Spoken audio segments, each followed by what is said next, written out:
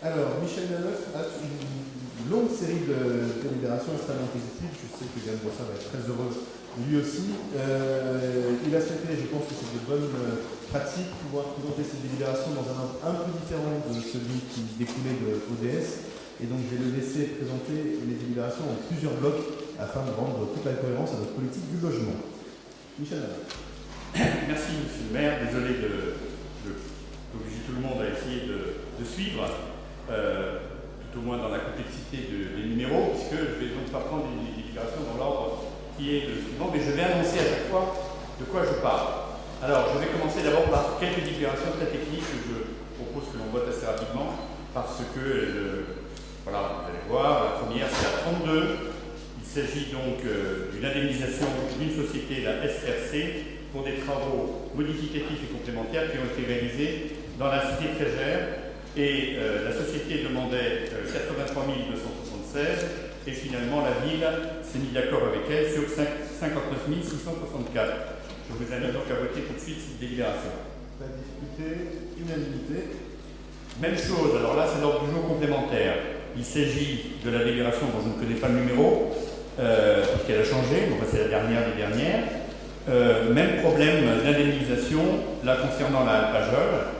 Et il s'agissait donc d'un problème avec CGLEC qui demandait un certain nombre d'indemnisations compte tenu du décalage d'un certain nombre de travaux.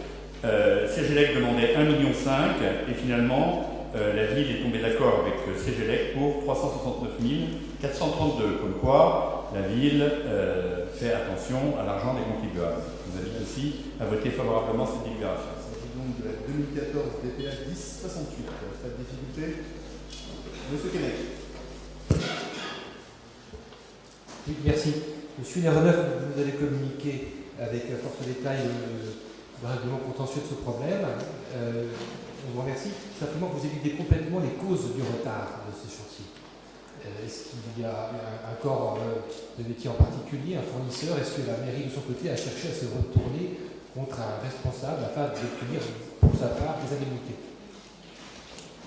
Michel Lanoeuf.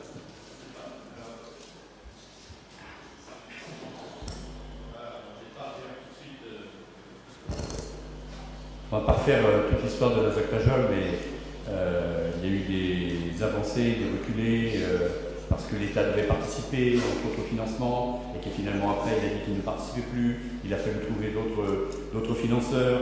L'auberge de jeunesse devait apporter de l'argent et être propriétaire. Finalement, elle n'a pas pu l'être, et donc on a dû trouver une autre possibilité en essayant de faire que ce soit finalement la ville qui prenne en charge tout ça. Et tout ce montage très compliqué de la Zacpajol avec un certain nombre de partenaires qui ont disparu a produit, entre autres, ces complications.